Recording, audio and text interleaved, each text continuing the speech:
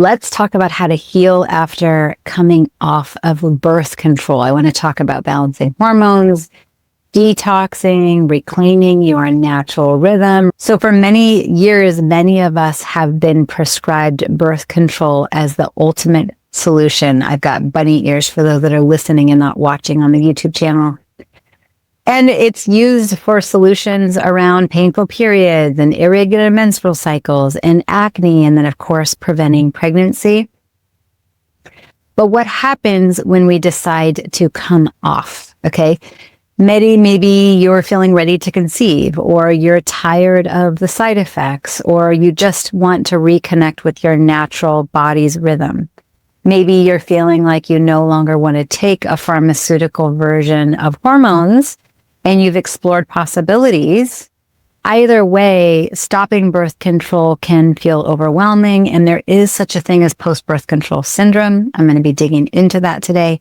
I also want to say out loud that I'm a big fan of women having choice around whether or not they feel ready to become pregnant. We get to talk about coming off, but also to really make sure that you're making an empowered choice if you're very clear that you do not want to get pregnant, okay? It's not like we can find the perfect answer, but we're trying to come up with the best of many options and to optimize our experience, okay? So today I really want to break it all down.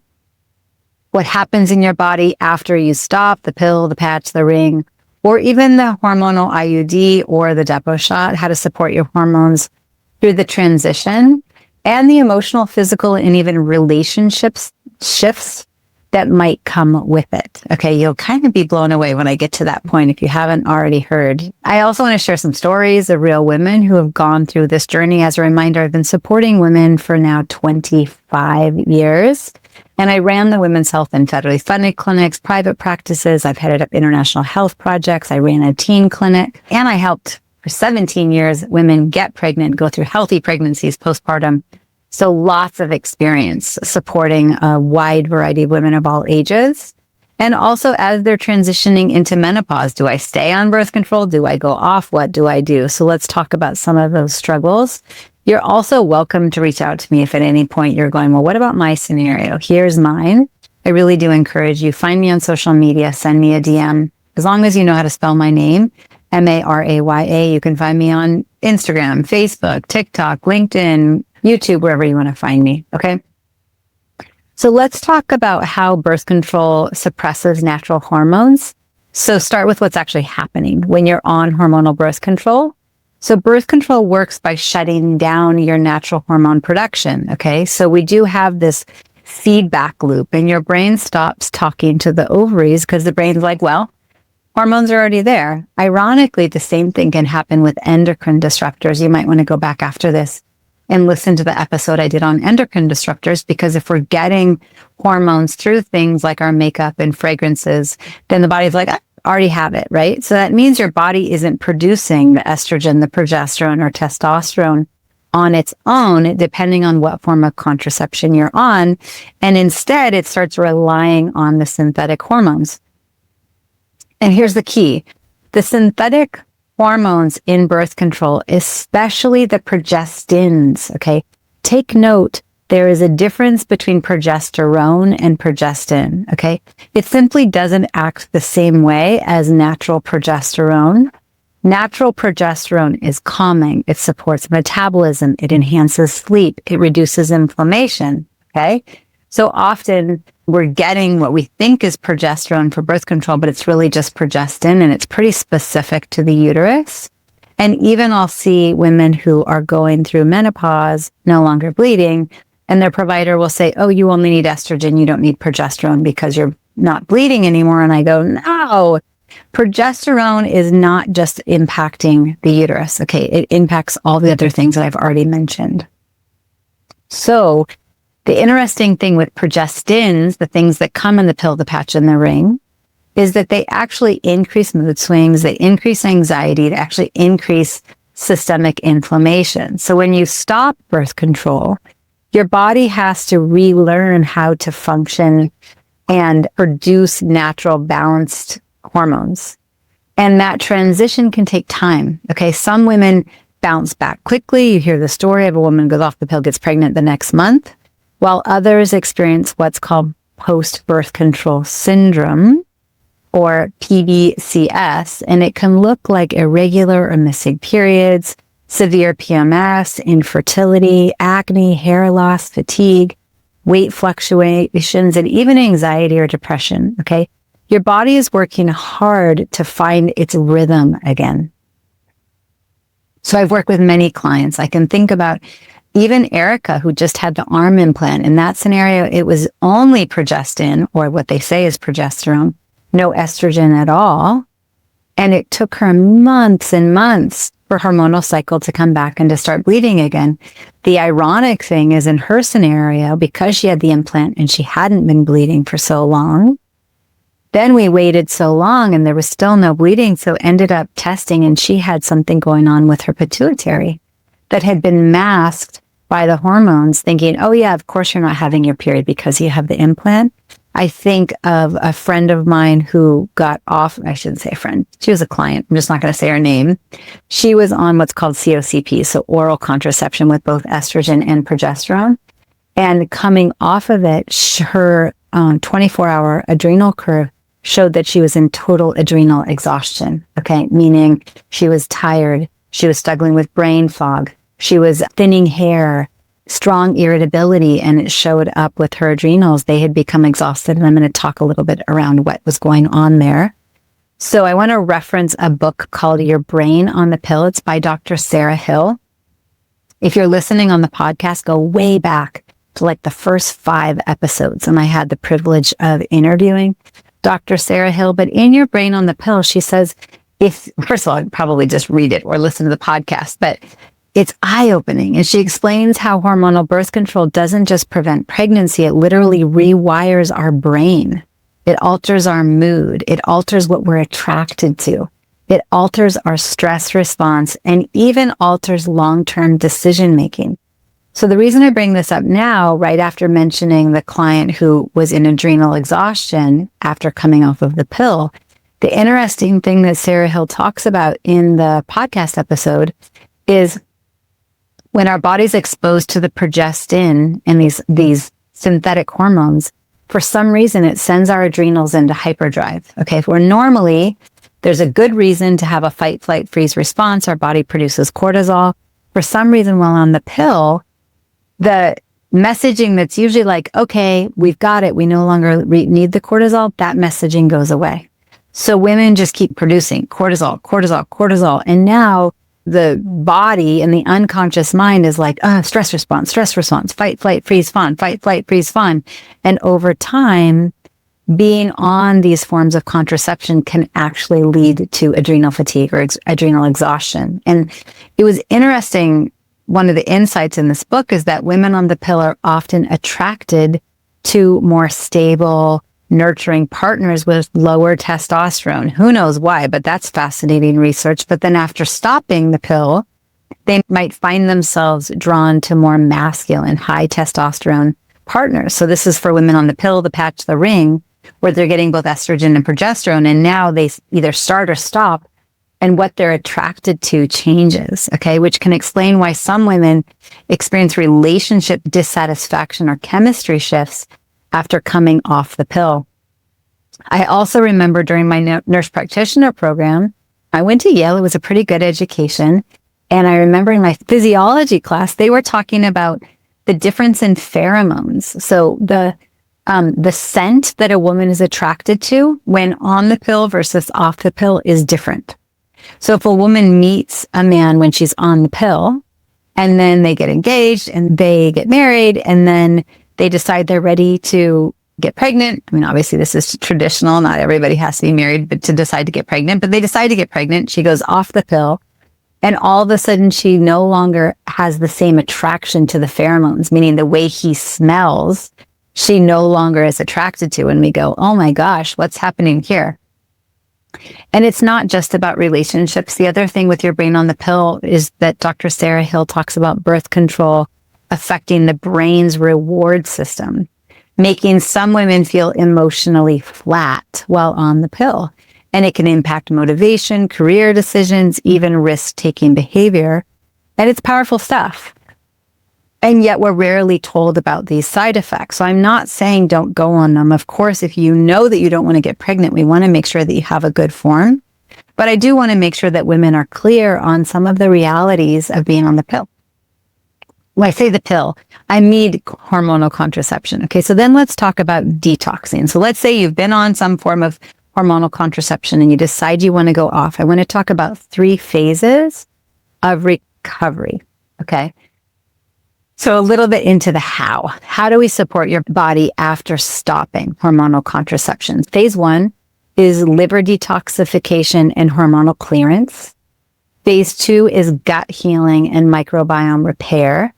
And then phase 3 is adrenal and hormonal rebalancing. Okay, so phase 1, liver detoxification and hormonal clearance. Your liver is responsible for breaking down and clearing synthetic hormones. Okay, if it's sluggish, those hormones stay trapped in your body. Okay, so we've got to support our liver. Things like eating cruciferous veggies, broccoli, Brussels sprouts, cabbage, cauliflower, kale, right? Fiber-rich foods, ground flax, chia seeds, lots of fruits and vegetables. For some, taking supplements like DIM, D-I-M, or calcium D-glucarate, or even NAC or NAC can be beneficial. Sometimes I'll suggest things like glutathione or methylated B complex. What we're doing is we're supporting the full pathway of the liver to really help support it in these detox pathways. And in another episode, we can kind of get into the more specifics around not only liver, but also methylation. And we want to make sure we're peeing, pooping, and sweating on a regular basis. But just know that we really need to support this hormonal clearance once you've decided to go off of hormonal contraception. Phase 2 is gut healing and microbiome repair, okay? Birth control disrupts gut microbiome, which can lead to bloating, food sensitivities, brain fog, leaky gut. I mean, there's so much that you hear me talking about with gut microbiome. So we already have the onslaught from the food that we're eating, the water we're drinking, the air we're breathing, and all the things that throw off our gut microbiome. Add on top of that hormonal contraception, and it throws it off even more. So we want to look for probiotic-rich foods like sauerkraut, kimchi, kombucha, your dairy-free yogurts, kefirs, that kind of stuff. Bone broth can be great. Collagen can be great. Colostrum can be great. All of these are going to help build that gut lining, and also removing inflammatory foods like gluten, dairy, processed sugar. For some, they don't do well with corn just because it's so genetically modified and pesticide filled, but not all. But we really want to focus in on gut healing. And of course, I always say test and really get a personalized approach. You're always welcome to reach out to me and the team. We can order your GI map, look at your gut microbiome, and really give you a personalized approach. Ideally, even before you decide to get off of contraception, because it's not only going to help the detox, but also if you're getting off of contraception because you want to get pregnant, we want you to have a really healthy gut microbiome before getting pregnant. Plus, we're supporting your detox pathways, which is going to support everything, right? It's going to help you balance your weight. It's going to help you sleep better, all of that. Okay, then phase 3 is adrenal and hormonal balancing. Okay, remember I mentioned what contraception can do to our adrenal well-being. Chronic stress post-birth control can deplete key nutrients and cause low progesterone and high cortisol, okay?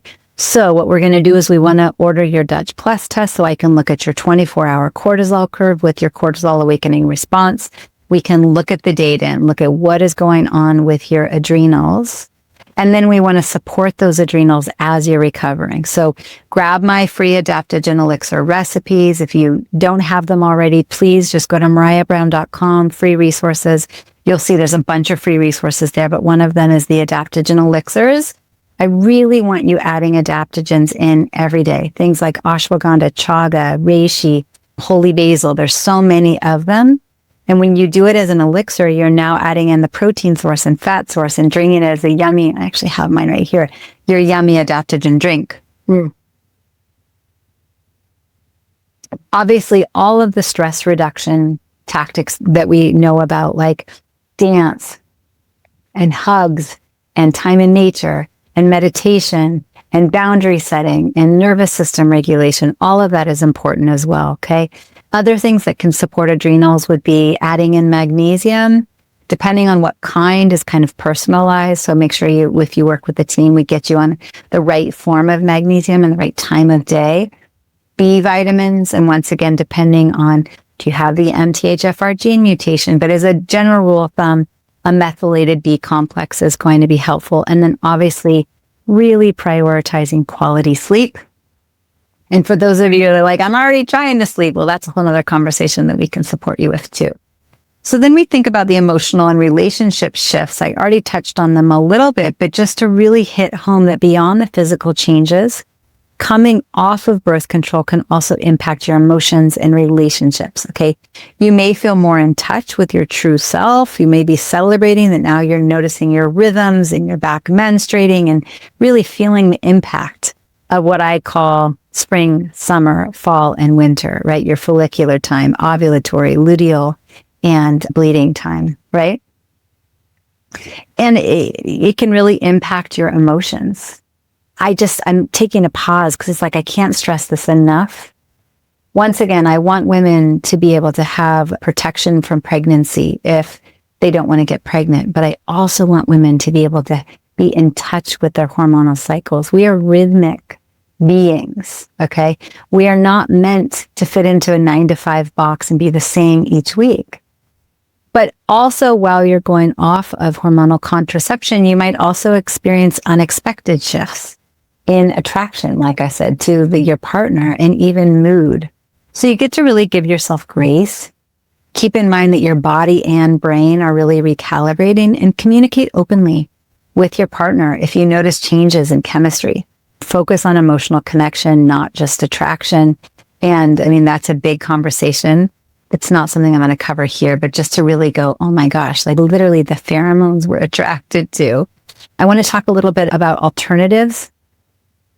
If you really want birth control, but you're not wanting the hormones, if you're wondering, okay, but what do I do instead? Let's really talk about those options. So I think about fertility awareness method, also known as FAM. I've used fertility awareness method for 20 years, 100% successfully. And it's really around learning to track your ovulation, track your menstrual cycle, really know your body, have open communication with your partner, right? There's also the copper IUD. So it's a non-hormonal device that may sometimes cause heavier bleeding, sometimes cause more crampy bleeding. It's usually just the first 3 months. Not great if you're already anemic or have really painful periods, but a great option if you want a birth control method that's just as effective as getting your tubes tied, fully reversible, and it doesn't have hormones in it. There's also barrier methods like diaphragms and condoms, especially if you're in a non-monogamous relationship. That's probably a good idea anyway. And then, ta-da, the big one that, of course, I haven't mentioned that hopefully everybody's talking about in their long-term relationships when they know that they do not want to bear children, and that is the vasectomy. Okay? Permanent, highly effective option that men can take the responsibility for if you're in a long-term monogamous relationship, and you get to say, all right, babe, your turn. I've bared the children. I've had my menstrual cycle. I want to be in touch with my body, and you get to get the vasectomy now. Okay. The key here is for you is body literacy, really knowing your own cycle so you can make empowered decisions if you're going towards non-hormonal contraceptive methods. Also, just wanted to recap to mention again, labs to run after stopping birth control that is hormonal in nature. So if you've been on hormonal contraception for years, you really kind of get some specifics about lab testing that can give you real answers about where your hormones are. Keep in mind, you might go to your primary care provider, your OBGYN, your family practice doc, and they don't even know what to do with some of these labs. Or they might say, no, you don't need it. Be in the place of self-advocacy. Reach out to me and the team. We can always order them for you. So for hormones, we want to look at the Dutch Plus test. Okay. If you're looking through blood instead, I don't like it as much for estrogen, progesterone, and testosterone, but we work with what we've got. Just make sure if you are a cycling woman that it's between day 18 and 22, ideally of your menstrual cycle. The Dutch Plus test, you might also want to order through blood, something called LH and FSH, and then also what's called sex hormone binding globulin, or SHBG. So we want to look at your hormones, what's going on. The nice thing about the Dutch Plus is it's not just the hormones, but it's also what does your body do with them? How is your body detoxing them? What's going on with your adrenals? How are your organic acids? It gives us a lot of information. So then the next thing is adrenal function, okay? Best way to look at adrenal function is your 24-hour cortisol curve with the cortisol awakening response. Once again, most providers have no idea what that is. They might say, oh, yeah, I'll order your cortisol level. Like, does us no good to look at a random cortisol through blood in the middle of the day. We want to look at the full curve. So make sure you're getting that Dutch Plus. Reach out to me and the team will order it for you.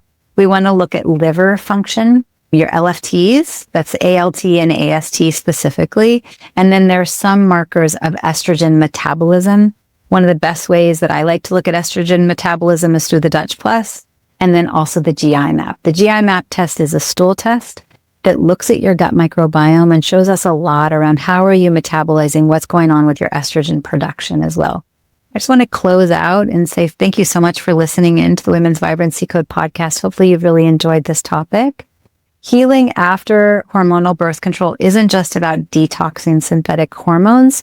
It's about reclaiming your body, your cycle, and your sense of self. And I really wanted to make sure to bring in the relationship dynamic shifts that sometimes happen in the midst of this journey. And if you're struggling with post-birth control symptoms, whether it's irregular menstrual cycles, mood changes, weight changes, relationship changes, gut changes, or you're just feeling off, you don't have to navigate it alone, okay? My team and I can run the right labs for you no matter where in the world you are and create a customized plan for your body's recovery, okay? So just make sure you click on the link in the show notes. I would love for you to book a call. You can also just go to marayabrown.com, as long as you spell my name right, Maraya. Find the application for the breakthrough call. Let's have a chat. Let's come up with a plan. Maybe come and attend the next free pause event. Really get that personalized touch, get a feel for my tone and how the team support shows up. And we would love the opportunity to support you because you deserve autonomy over your fertility. If you're struggling with infertility, you deserve to be able to become that beautiful pregnant mama that you want to be. And you deserve to have autonomy over your hormones and your health, okay? Even if you're navigating perimenopause and menopause and you've been put on synthetic hormones, all of this conversation still applies. And there's a lot that we can do to support your overall vitality. So let's really make sure that your body is thriving, not just getting by, okay?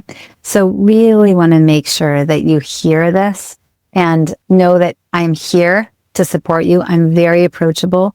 Find me on social media, reach out, send me a DM. Let's see what we can do to support. And once again, apply for that breakthrough call. I'm happy to help. And with that, cheers to your vitality and well-being.